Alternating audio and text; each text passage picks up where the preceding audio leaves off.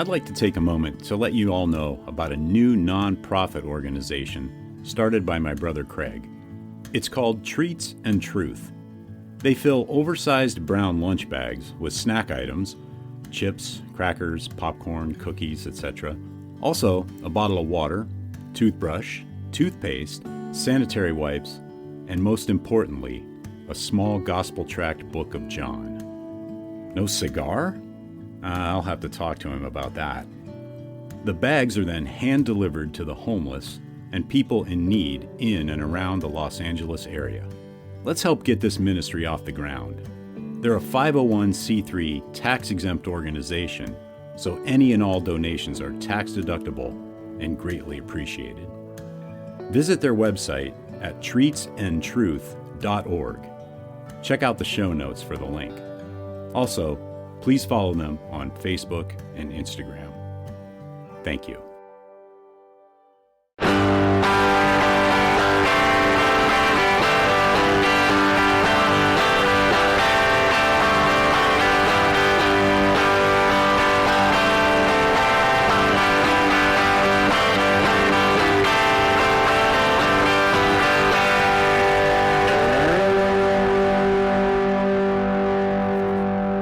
Welcome to episode 78 of the Burning Bush podcast, where we share the message of the Bible while enjoying a good cigar. Hope you're doing well. Glad you've joined me today. This week, we continue reading through Dr. Justin Bass's book, The Bedrock of Christianity, the unalterable facts of Jesus' death and resurrection. And I'm smoking the Aroma de Cuba Immensa 5 3/4 by 60.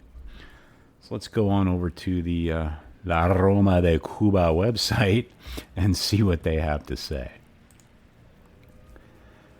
The original La Aroma de Cuba blend is drawn from a premium recipe of well-aged Nicaraguan binder and filler tobaccos, patiently assembled beneath a shimmering Connecticut broadleaf wrapper.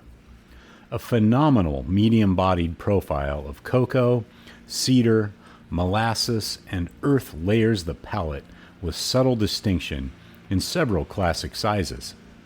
Indulge in a classic profile lauded as the summit where taste and value converge. And it is a medium strength. Country of origin is Nicaragua, and the wrapper is Connecticut broadleaf, one of my favorites. Tasting notes are cocoa, cedar, molasses, earth, and spice. And it got included in the top 25 cigars of the year from Cigar Aficionado in 2004 and 2006. And the Vitolas are Rothschild 5 by 50, Robusto 5 1/4 by 54, Corona 5 1/2 by 44, the Bellicoso 5 1/2 by 52, Immensa 5.75 by 60, the Monarch 6 by 52, Churchill 7 by 50, and the El Jefe 7 by 58. And there's one more, Double Corona 7 1/2 by 54. And that is the La Aroma de Cuba. Okay, so let's go ahead and get back into The Bedrock of Christianity by Dr. Justin Bass. The title of this week's section is, What Did They See? In 2000, when interviewed by news anchor Peter Jennings for his documentary, The Search for Jesus, agnostic New Testament scholar Paula Fredrickson said of the early Christians, I know in their own terms what they saw was the raised Jesus. That's what they say, and then all the historic evidence we have afterwards attests to their conviction that that's what they saw. I'm not saying that they really did see the raised Jesus. I wasn't there. I don't know what they saw, but I do know that as a historian, they must have seen something. They must have seen something. Besides Jesus rising from the dead, The two most prevalent answers today to the question, what did they see, are either that they had hallucinations or, I don't know. I'll discuss the earliest apostolic proclamation, namely that the historical Jesus did rise from the dead, along with what I call the cautious agnostic approach in the final chapter. For now, let's look briefly at the hallucination theory. Most who argue that Jesus' earliest followers had hallucinations usually compare their experiences to the bereaved, those who experience an apparition of their dead loved one. New Testament scholar and atheist Gerhard Ludemann has famously argued that Peter's guilt led him to project an apparition of Jesus so he could forgive him. Then afterward, Peter convinced many of the others of Jesus' resurrection. There are four main problems with this theory.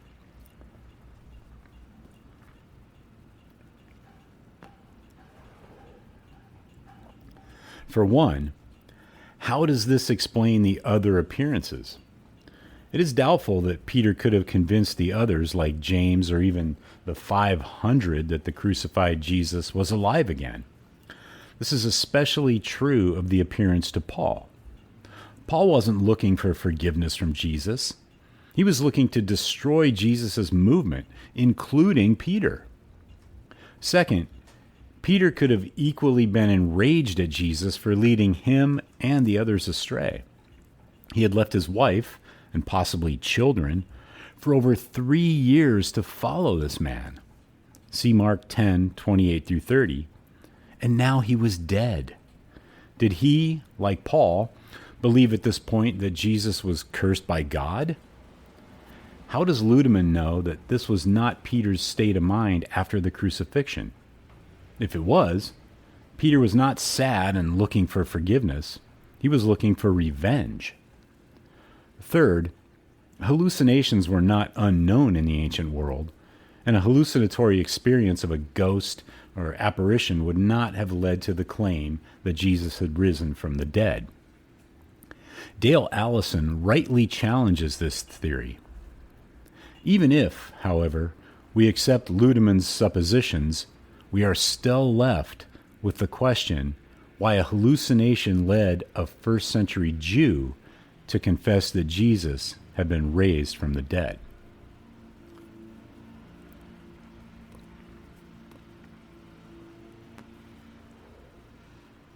Last, why did the disciples of any of the other failed messianic movements not have hallucinations of their dead leader?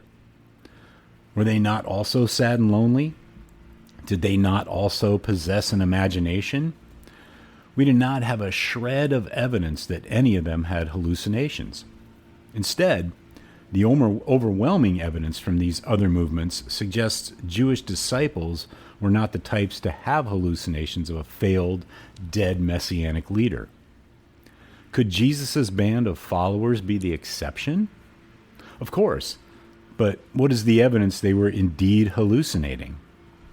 Again, why would they have claimed Jesus was raised from the dead? Why would hallucinations or visions of Jesus lead to this threefold, unparalleled innovation among his earliest Jewish followers? Hallucinations and visions of Jesus may have convinced his followers that he had been exalted to heaven like Elijah and had gained eternal life like the Maccabean martyrs, but it defies all the evidence to suggest this would have led to the unique claim that he was raised on the third day. As Wright notes well, indeed, such visions meant precisely, as people in the ancient and modern worlds have discovered, that the person was dead, not that they were alive. If Jesus' resurrection appearances were hallucinations, particularly like the well-documented hallucinations of the bereaved, then they were unlike any hallucinations we have on record. The authors of the Gospels are at least aware of apparitions or ghosts appearing to loved ones and make clear this is not what happened in the case of Jesus. See my hands and my feet, that it is I myself. Touch me and see, for a spirit does not have flesh and bones, as you see that I have. And when he had said this, he showed them his hands and his feet. While they still could not believe it because of their joy and amazement, he said to them, "Have you anything here to eat?" They gave him a piece of broiled fish, and he took it and ate it before them. Luke 24:39-43. In his book, Resurrecting Jesus, Dale Allison surveys the scientific studies and literature on hallucinations and finds that 4 things do not happen or very rarely happen in the case of hallucination or hallucinations of a dead loved one. Hallucinations are rarely, if ever, experienced numerous times by both individuals and groups over an extended amount of time. Hallucinations of apparitions are not usually seen by large groups, as Jesus is seen by the 12 or even more than 500. Hallucinations have never led to the claim that a dead person has been resurrected. Hallucinations do not involve the person's enemy. All of these almost unheard of phenomena in the literature on hallucinations happened in the case of the resurrection appearances of Jesus. Allison summarizes, "These appear to be the facts, and they raise the question of how we should explain them. The apologists for the faith say that the sightings of Jesus must, given the reports, have been objective. One person can hallucinate, but 12 at the same time? And dozens over an extended period of time? These are legitimate questions, and waving the magical wand of mass hysteria will not make them vanish." One possible exception to the first 2 of Allison's claims above is that Mary, the mother of Jesus, is said to have appeared to individuals and large crowds over the past 500 years. However, it should be pointed out that the first Marian apparition on record in 1531 was to one person, Juan Diego, and the more one looks at the evidence for this claim, the more questionable it becomes. For one, there's no written evidence of this appearance until over 100 years after the event. Second, Archbishop Juan de Zumarraga was said to be a part of the event, but in his prolific writings, he never mentions it. Third, this is nothing like the evidence we have for Jesus' appearances. We have bedrock documentation of multiple individuals and groups seeing the risen Jesus within a decade of the event, and all the appearances of Jesus were over a span of no more than 2 years.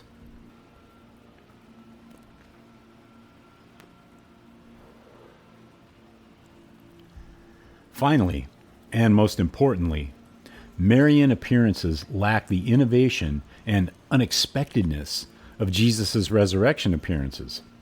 There are many examples of Christians throughout church history claiming to have visions or dreams of saints and angels. It is not surprising, then, that eventually some Christians would claim Mary, the mother of Jesus, appeared to them. In the case of Mary, or other saints, we can see why Christians over the millennia would expect them to appear to them. In contrast, after Jesus' crucifixion, there was no expectation of Jesus appearing to anyone. Wright explains, "Nobody was expecting this kind of thing. No kind of conversion experience would have generated such ideas. Nobody would have invented it, no matter how guilty or how forgiven they felt, no matter how many hours they pored over the scriptures. To suggest otherwise is to stop doing history and to enter into a fantasy world of our own." If Jesus' followers had hallucinations, they were unlike any type of hallucinations we have on record. The resurrection appearances of Jesus and what resulted from them, for instance, the founding of the largest religion in the world, are truly without analogy. They were completely unexpected. In a word, Jesus' resurrection appearances are unique. That's the end of this week's reading of Dr. Justin Bass's book, The Bedrock of Christianity. Be sure to check out the show notes for links to Dr. Bass's website, as well as this week's cigar. Also in the show notes are links to Treats and Truth Ministry, where you can get involved in helping to spread the gospel to and be a blessing to the homeless. Groundworks Ministries for daily Bible studies and devotionals, and the Burning Bush merchandise store, where you can pick up some items to help spread the word about the show. And I'd appreciate it if you would tell your friends. So until next week, have a great day, have a great cigar, and God bless.